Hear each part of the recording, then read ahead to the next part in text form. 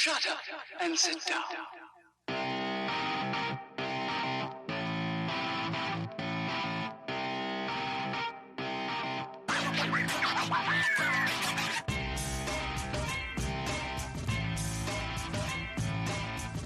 Welcome to the Bricks King podcast, where I'm going to bend your ear about Lego, review those amazing bricks of plastic, and discuss what is new and up and coming around the Lego world. I'm your minifig host, Matt. Let's build on it. Welcome in, everybody. How are we doing today? We are back with another episode from Chicago Brick World 2023. This one was a very interesting one. Christopher was a great guest to be able to chat with. He actually went, so the theme for Brick World Chicago this year was Roaring Twenties. He definitely went old school with his Roaring Twenties build. It was phenomenal to be able to look at it, watch it actually function, because there's a lot of movement to it. It's absolutely incredible. I will post pictures of this as soon as you guys are hearing this, obviously. So let's go ahead and jump straight into this interview. All right, guys, this is interview 1 bajillion already this weekend, and it's been a great weekend.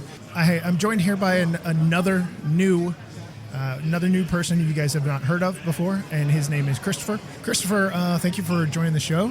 Yeah, happy to be here. And your build, I finally had a chance to see it move, and I didn't know whose it was, because you see a name placard on the table, and you're like, oh, Christopher, which of these 7 people behind the table is Christopher?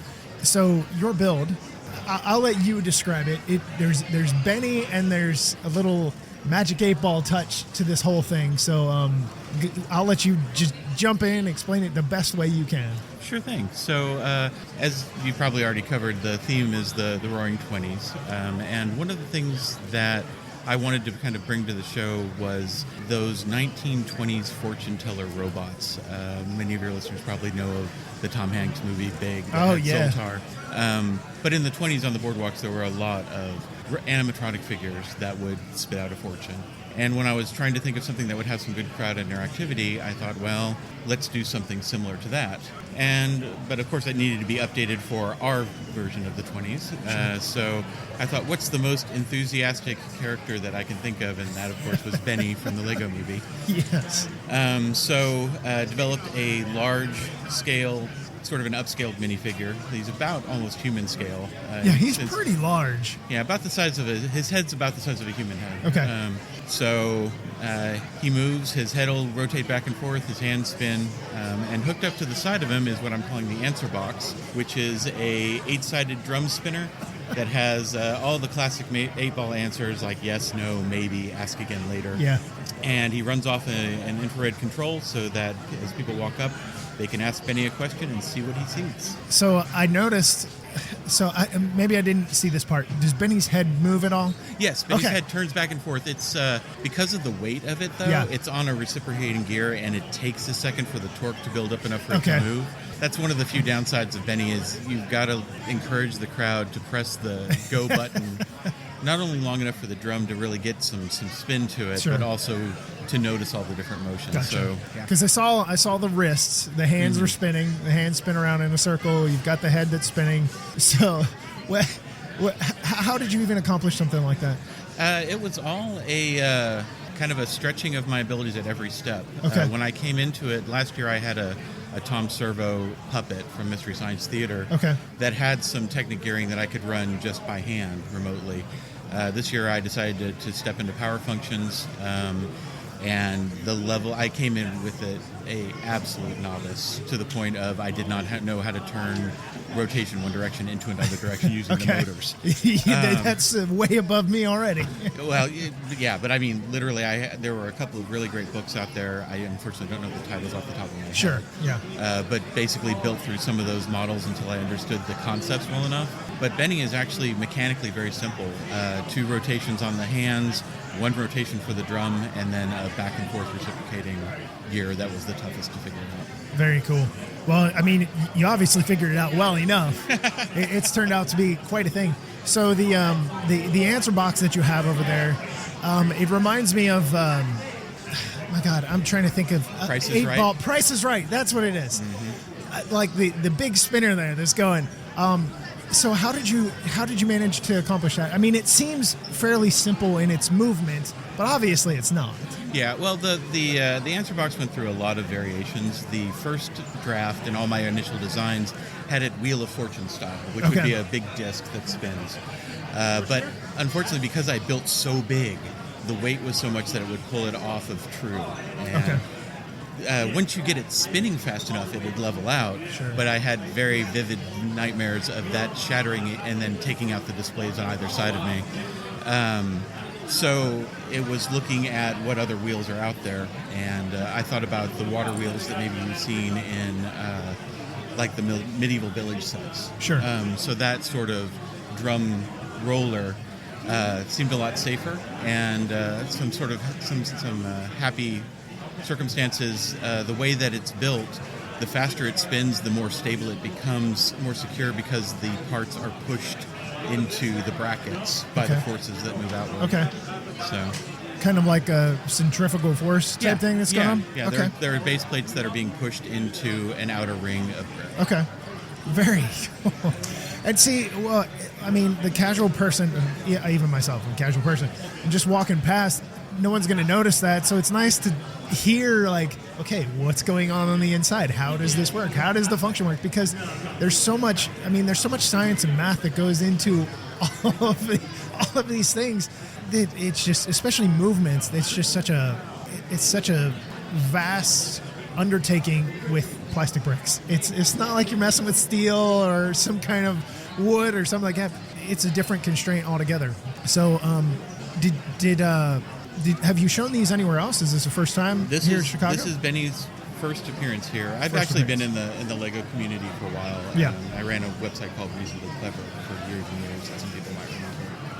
But this is Benny's first appearance. I started him in April. He's got about 80 hours of build in him, and so this is his first appearance ever. I'm just going to do that. Okay. No, you're good. So you've got Benny here. Is there, and you had mentioned you were part of WizLug, which is Wisconsin Lug. Yes. Okay. And I've talked to, like I had mentioned to you before we started recording, I've talked to a few of y'all before, just because being in Texas, I don't get up here very often, but when I'm here, I try to make the most of it. So how long have you been a part of WizLug? Well, I moved to the area about 10 years ago, and I joined the Lug probably about 6 years ago, and have been, sounds like they're opening. Yeah, I joined about 6 years ago, and have tried to be an active part of that group since then. Gotcha. So, Lego Journey's got to begin somewhere. Obviously, you didn't just start picking up and building something like that overnight. Where did this journey begin, just in general with Lego? Like, why gravitate towards a plastic brick?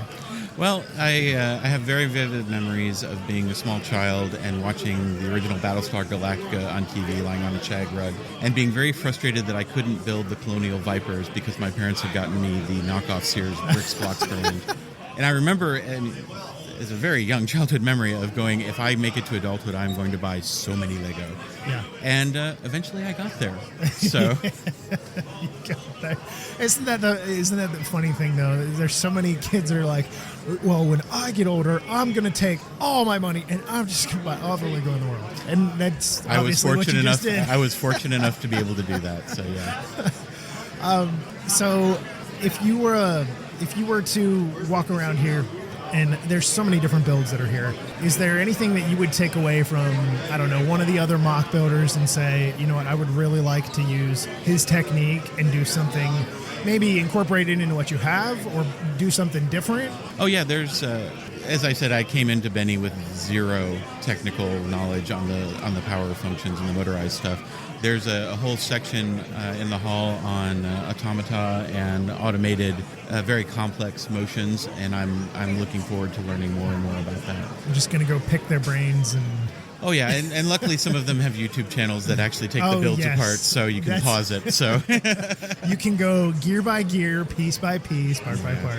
And that's the lovely thing about our community is we are so happy to share with each other. So. Well, and you had mentioned about that. It is a community, and there's a lot of people that are very open. You can go up to anybody at a convention like this, whether you're somebody that's just coming for the day, like all these people that have packed in here suddenly, or you're somebody that's here displaying from Wednesday through the weekend, it's a very family friendly.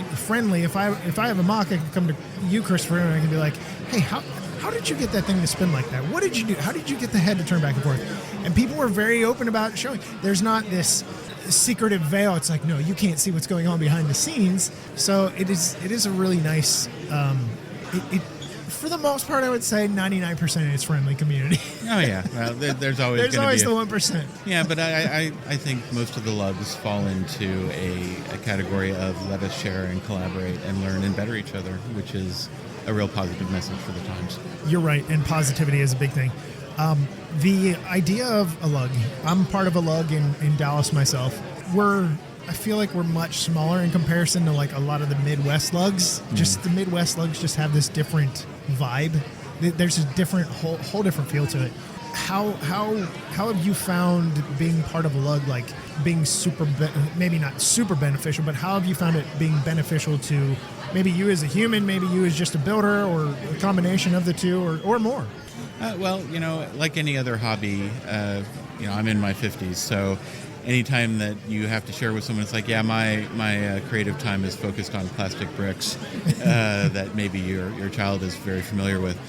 It's nice to find other like-minded adults to work with. That sense of community, again, has been very important. And again, that knowledge sharing. There are so many amazing builders in my lug, and being able to take inspiration from them and hear them get inspired sometimes by the stuff I've built is just a wonderful cyclic thing. Yeah, I would agree 100% with that. So shifting gears real quick, and then we'll come back to my last question. Lego has really taken the adults into their heart and said, you know what, we're going to do a lot more for you. Yes, we're still going to do our kid stuff, but we're going to do a lot more for the adult fans. How has that been for, now I know a lot of mock builders are like, I'm not a set builder, and there's a big disparity there. How have you seen that as a positive towards, somebody that's been building a long time? How has that kind of made you feel like, hey, I really appreciate Lego really finally taking a look at us and bringing back some nostalgic things that some people may not have been able to get the first time? Yeah, I've enjoyed Lego's shift towards adult collectors. I'm a little concerned that they've shifted a little bit more heavily into the adult space, just because they recognize that we have the money. Yeah. The nostalgia things like the Lions Knight's Castle, for example, beautiful set, but out of a lot of people's price range. Yes. And that kind of hurts a little bit. I mean, a lot of even some of the gift with purchases have had such a high price point. If you wanted to get the Black Trunk ship, for example, you're like, I'm priced threshold. Yeah, I'm priced out of that, yeah. right? A lot of people were priced out of that. Yeah. And that's somewhat concerning. On the other hand, I am not going to complain about having an Optimus Prime that's Lego official. So. Yeah.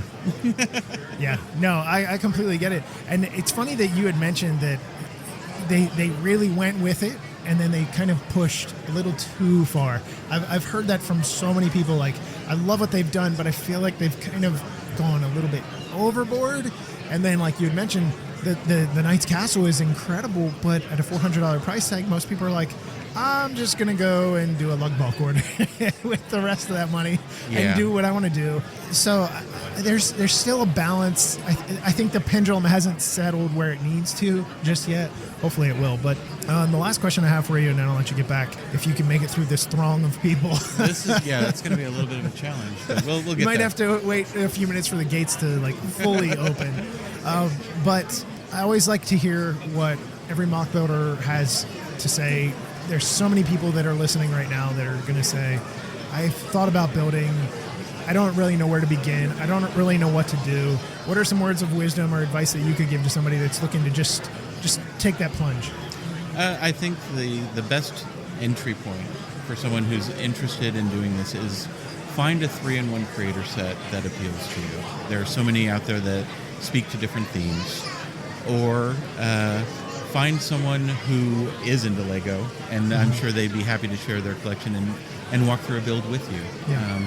find that sense of community and friends with it early on if you can. And if you're in a position where you can't, find something that encourages you to take the bricks that come out of the box and look at them individually. Awesome. Well, I think that's great. I love hearing all those different advice pieces because I could ask the same question to 50 million people. I'm going to get 50 million answers, and not one of them is alike. So, Christopher, is there anywhere that people can find you if they want to see some of the stuff that you're building? Obviously, the stuff that you have on your table is really crazy. I don't know if you post on social media anywhere. That I'm WhatevCJ on Instagram. Don't use it too much. Most of my builds are archived on Flickr under Reasonably Clever. Under what? Reasonably Clever. Reasonably Clever. Okay. So, well, with that, I'll let you go and get back to your table at some point. This is a total bluff. There's no way I'm going to be able to move out of this area. Okay. But I appreciate you spending some time with me and sharing with the community. Excellent. I'm so happy to take part. Thank you so much. All right. Thanks, Chris. Well, that wraps up another interview. Christopher, thank you for being an awesome guest and coming on, chatting about your build. It was exquisite. I just had so much fun watching it, being able to not mess with it, but just be able to experience that and be able to chat as well. So we are going to have to wrap this up, but there are more coming your way. There are plenty of interviews left to go. So until we meet again, I'm your minifig host, Matt. Let's build on it.